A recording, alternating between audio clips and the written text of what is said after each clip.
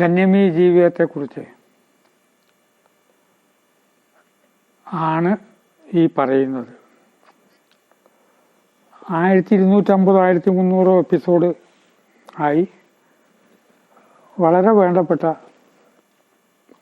സുഹൃത്തുക്കൾ, കേൾക്കുന്നവരൊക്കെ എൻ്റെ ബന്ധുക്കൾ കേട്ടുകൊണ്ടിരിക്കണം.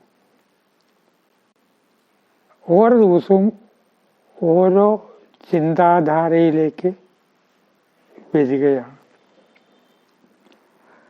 ആ ചിന്താധാരയിലേക്ക് ആളുകളെ കൊണ്ടുവരാൻ ഞാൻ എന്തെങ്കിലും ഒരു കഥയൊക്കെ ഉണ്ടാക്കി പറയും. ആരെ വേണമെങ്കിലും അടിച്ചു തോൽപ്പിക്കാൻ പറ്റുന്ന കഴിവ് വളർത്തിയെടുത്ത ഒരു ചെറുപ്പക്കാരൻ ഉണ്ടായിരുന്നു. ആരും അവനെ അടിച്ചു ജയിക്കാൻ ഒരാൾക്കും പറ്റില്ല. ക്രമേണ ഈ കഴിവിനെ വികസിപ്പിക്കണം എന്ന് അയാൾ വിചാരിച്ചു. ഒരാളെ അടിച്ചു ജയിക്കാപ്പോൾ നമുക്ക് പറ്റും. ഡെവലപ്പ് ചെയ്തു. 2 പേര് വന്നാൽ അവരെ എതിരിടാനുള്ള ശക്തി ഉണ്ടാക്കി. വീണ്ടും ഡെവലപ്പ് ചെയ്തു. ഇതൊക്കെ നമ്മുടെ കാര്യമായി പറഞ്ഞു കേട്ടോ, എൻ്റെയും കേൾക്കുന്നവരുടെയും കാര്യം. ഇനിയും ശക്തനാവണം. 3 പേര് വന്നാൽ വീഴ്ത്താം. സിനിമയിലാണെങ്കിൽ നായകൻ 4 പേരെ അതിൽ കൂടുതലോ വീഴ്ത്തും. അടി കൊള്ളുന്നതും വീഴുന്നൊക്കെ വേറെ ഷൂട്ട് ചെയ്യും. നായകൻ കൈകൊണ്ട് ഇങ്ങനെ കാണിച്ചാൽ മതി. അടി കൊണ്ട് ഹോ എന്നുകൊണ്ട് വീഴുന്നതും ഒരു ഇടി ഇടിക്കുമ്പോൾ ആകാശത്ത് കൂടെ കറങ്ങുമൊക്കെ ഷൂട്ട് ചെയ്ത് വെക്കാം. ഈ കഴിവ് ഡെവലപ്പ് ചെയ്തിട്ട് ഒരു 10 പേരോട് വന്നാൽ ആ 10 പേരെയും നേരിടാനുള്ള കഴിവ് ഇയാൾക്ക് കിട്ടി. പിന്നെ മനുഷ്യൻ പുരോഗതിയാണല്ലോ ആഗ്രഹിക്കണം. ഇന്നത്തേക്കാൾ നല്ല നാളെ എനിക്ക് ഇതിനേക്കാൾ പുരോഗമിക്കണം. അപ്പോഴാണ് അടി പഠിപ്പിച്ചു കൊടുക്കുന്ന ഒരു സ്ഥലമുണ്ട്, അടി യൂണിവേഴ്സിറ്റി. അവിടെ പോയാൽ 100 പേര് വന്നാലും അടിച്ചു വീഴ്ത്താനായിട്ട് പറ്റും. അവിടെ പോയി പഠിക്കണം. ഏതായാലും ഈ ജന്മം അടി പഠിക്കാൻ വേണ്ടി മാറ്റിവെച്ചു എങ്കിൽ പിന്നെ അതിൽ തന്നെ അങ്ങോട്ട് നമ്മൾ ആകൃഷ്ടനാവുക. അപ്പോൾ കൂടുതൽ ശക്തമാവാമല്ലോ. അവിടേക്ക് പോയി. ഇപ്പം കുറച്ചൊരു അഹങ്കാരമൊക്കെ ഉണ്ട്. ഒരു 10 പേര് വന്നാൽ അവരെ നേരിടാനുള്ള ശക്തി ഉണ്ടെന്ന് തോന്നലുണ്ട്. അടി യൂണിവേഴ്സിറ്റിയുടെ പ്രിൻസിപ്പാള് അടി പഠിപ്പിക്കാൻ തുടങ്ങുന്നതിന് മുമ്പേ ഒരു ചോദ്യം ചോദിച്ചു, ഇപ്പം എത്ര പേരെ അടിച്ച് ജയിപ്പിക്കാൻ പറ്റും? 10 പേര് നിഷ്പ്രയാസം കൈകാര്യം ചെയ്യും. അത് ശരി. അപ്പം ഇനി എന്താ ആഗ്രഹം? ഈ 10 നിസ്സാരല്ലേ? ഒരു 100 ആൾ ഒരുമിച്ച് വന്നാലും അവരെയൊക്കെ അടിച്ച് വീഴ്ത്തുക, ആ ശക്തി കിട്ടണം. അതിനായിട്ട് ജീവിതം മാറ്റിവെക്കണം. ശരി, നാളെ മുഴുക്ക് പഠിച്ചു തുടങ്ങാം. നല്ല അറിവുള്ള ഗുരു അടിയുടെ മർമ്മങ്ങളെപ്പറ്റി പഠിപ്പിച്ചു തുടങ്ങി. 6 മാസം പഠിച്ചു. ഗുരു ചോദിച്ചു, ഇപ്പം എത്ര പേരെ അടിച്ച് ജയിക്കാൻ തോന്നുന്നുണ്ട്? 9 പേരെ. ഇങ്ങോട്ട് വരുമ്പോൾ 10 പേരെ അടിച്ച് ജയിക്കാം. ഇപ്പോൾ 9 പേരായി. 6 മാസം പിന്നെയും പഠിച്ചു. രാത്രിയും പകലും ഇല്ലാത്ത ക്ലാസ് തന്നെ.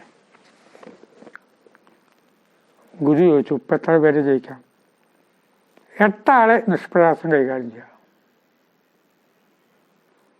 കുറേ കൂടി മർമ്മങ്ങൾ പഠിച്ചു.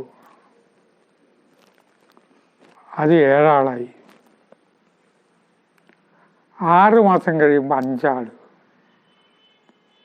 4 ആൾ, 3, 2. പിന്നെയും നല്ലപോലെ അഭ്യസിച്ചപ്പോൾ പറയാണ് ഒരാളെ ജയിക്കാൻ പറ്റും.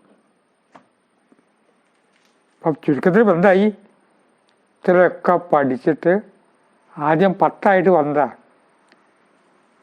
ഒരാളെ ജയിക്കാൻ പറ്റും. ഗുരു പറഞ്ഞു നമുക്ക് പഠിച്ചു നോക്കാം, ഇനിയും പഠിക്കാണ്ടേ. അതിൻ്റെ 18ാമത്തെ അടവും പഠിപ്പിച്ചു. ഇപ്പം എങ്ങനെയുണ്ട്? വരുന്നവൻ എന്നേക്കാൾ ദുർബലനാണെങ്കിൽ ഒരാളെ ജയിക്കാം. ഒരാളെ ജയിക്കാമെന്ന് ഞാൻ അവകാശപ്പെടുന്നില്ല. എന്നേക്കാൾ ദുർബലനായ ഒരാളെ ജയിക്കാം. പഠിക്കേണ്ട പാടൊക്കെയായി പോയിക്കോളാൻ പറഞ്ഞു. ഈ അടി പഠിക്കാൻ വന്ന ആൾ മണ്ടനാന്ന വിചാരം? ഈ ഗുരു ഒരു വിഡ്ഢിയാണ്. നമ്മളൊക്കെ ഇതുപോലെ 10 പേരെ ജയിക്കാം എന്ന് വിചാരിച്ചിരിക്കുന്നവർ ആണ്. ഡിഗ്രി എടുത്തൊരു സ്ത്രീ സംഭാഷണ മധ്യേ പറഞ്ഞ വരികയാണ്. ആ പറയുമ്പോൾ ആ സ്ത്രീക്ക് ഒരു 30 താഴെ പറയാറുള്ളൂ. പഠിക്കേണ്ടതൊക്കെ ഞാൻ പഠിച്ചു, ഇനി ഒന്നും പഠിക്കാനില്ല. അതിനുശേഷം അവർ പുസ്തകം വായിച്ചിട്ടുണ്ടോ എന്ന് അറിഞ്ഞുകൂടാ. ഒരു കാര്യം തീർച്ചയാണ്, പഠിക്കും തോറും നമുക്ക് മനസ്സിലാവും നമുക്ക് അതേക്കുറിച്ച് യാതൊരു വിവരവും ഇല്ല. അതേ സമയത്ത് പഠനം നിർത്തിയപ്പോൾ എന്തായി? ആദ്യം കുറച്ച് തല്ലൊക്കെ പഠിച്ചു. 2 പേരെ മുതൽക്ക് 3, 4, 10 പേര് ജയിക്കുന്ന 10 പേര് ഇയാൾ തല്ലാൻ വന്നിട്ടുണ്ടോ? അതൊക്കെ മനസ്സിൻ്റെ ഒരു കാൽക്കുലേഷൻ അല്ലേ. 10 പേരെ അടിച്ച് ജയിക്കാൻ വേണ്ടിയിട്ട് ഞാൻ പഠിച്ചു കഴിഞ്ഞു. 11 ആൾ ഒരുമിച്ച് തല്ലാൻ വന്നാൽ എന്ത് ചെയ്യണം? ഇതാപ്പോൾ പഠിക്കേണ്ടത്. അതൊക്കെ ഭാവനയല്ലേ. കുറേ ബിരുദം എടുത്തിട്ട് അവിടെയൊക്കെ എഴുതി വെച്ചു. ബിരുദം എഴുതി വയ്ക്കുന്നവരുണ്ട്. ഏതൊക്കെ യൂണിവേഴ്സിറ്റിന്നാണ്. നന്നേക്കാൾ വലിയ ഗുണ്ടകളെ ഞാൻ കണ്ടിരിക്കണമെന്ന് ആരോടും പറയത്തക്ക ഇതൊക്കെ എഴുതി വെച്ചിട്ട് ഏറ്റവും വലിയ മണ്ടത്തരമായിരിക്കും പറയുക. ഏറ്റവും വലിയ വിഡ്ഢിത്തം പറയും. അറിയുന്തോറും ഒരു കാര്യം വ്യക്തമാവും, നമുക്കൊന്നും അറിയില്ല എന്ന കാര്യം. കാരണം നമ്മൾ അറിവുള്ളവരെ കണ്ടിട്ടില്ല. നമ്മളൊരു മേഖലയിൽ മാത്രം വിഹരിച്ചു കൊണ്ടിരിക്കുക. അപ്പോൾ കാണുന്നവരൊക്കെ മുമ്പിൽ നമുക്ക് പ്രമാണിയാവാം. ഗ്രാമത്തിലെ വൈദ്യൻ്റെ മാതിരി. ഗ്രാമത്തിലെ വൈദ്യന് എന്നും ഒരേ ആളുകളെ കാണുക. വൈദ്യരെ ഇന്ന് വന്ന് എന്താ വേണ്ടത്? പണ്ട് പറഞ്ഞ ഗുളിക വീണ്ടും കഴിച്ചോളൂ. വിശാലമായ ലോകത്തെക്കുറിച്ച് മനസ്സിലാക്കുമ്പോഴാണ് ഒന്നും അറിയില്ല എന്ന് മനസ്സിലാക്കുക.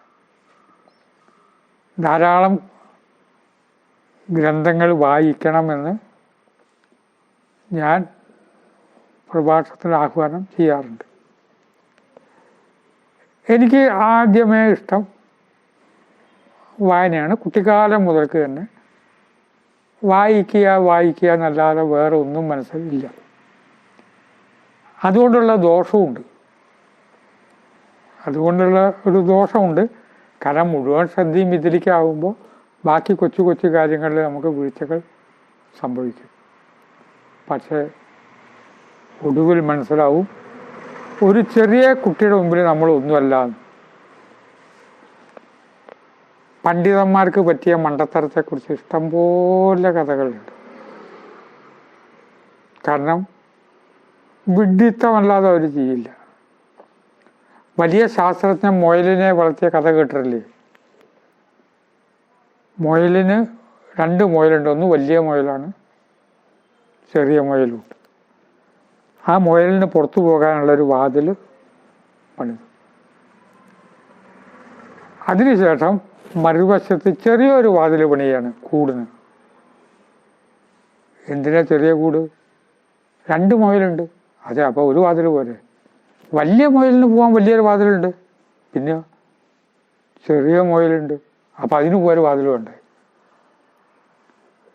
വലിയ മുയലിന് പോകാവുന്ന അതേ വഴിയിലൂടെ ചെറിയ മുയലിന് പോകാമെന്നുള്ള ഇദ്ദേഹം ആലോചിച്ചിട്ടില്ല. നമുക്കൊക്കെ ഇങ്ങനെ വിഡ്ഢിത്തം ജീവിതത്തിൽ സംഭവിക്കാറുണ്ട്. 10 പേരെ അടിച്ച് ജയിക്കാം. ഒടുവിൽ അടിയില്ല, ജയവുമില്ല. ഒടുവിൽ വിനയാന്യതനായിട്ട് പറഞ്ഞു, എന്നേക്കാൾ ദുർബലനായ ഒരാൾ വന്നാൽ ആ ആളെ ചിലപ്പോൾ ജയിക്കാൻ പറ്റുമായിരിക്കും. വലിയൊരു തത്വയിലുണ്ട്. നമ്മുടെയൊക്കെ വിജ്ഞാനം ഇത്രയും അറിവില്ലാത്തവരുടെ മുമ്പിൽ ഒക്കെ ഒന്ന് ഷൈൻ ചെയ്യാം. ഇത്രയും അറിയാത്തവരാണെങ്കിലേ സമുദ്രത്തെക്കുറിച്ച് നമ്മളെക്കാൾ മീൻപിടുത്തക്കാരന് പറഞ്ഞു തരാൻ പറ്റും. മീൻപിടുത്തക്കാരന് സമുദ്രത്തെ പറ്റിയൊന്നും അറിയില്ലെങ്കിലും നമ്മളെക്കാൾ ഇതാ. പക്ഷെ അതിലും ജ്ഞാനിയാൾ വരുമ്പോൾ മീൻപിടുത്തക്കാരനൊന്നും പറയാൻ കഴിയില്ല. അതുകൊണ്ട് മനസ്സുകൊണ്ട് നമ്മൾ മനസ്സിലാക്കുക, വളരെ വലിയ ഏത് ജ്ഞാനമാണെങ്കിലും ഏത് വലിയ ഡോക്ടർക്കും മുറിവൈദ്യൻ്റെ അടുത്ത് പോകേണ്ടി വരും. ചിന്തയ്ക്ക് വിട്ട് വാക്കുകൾ സംഭരിക്കുന്നു. നമസ്കാരം.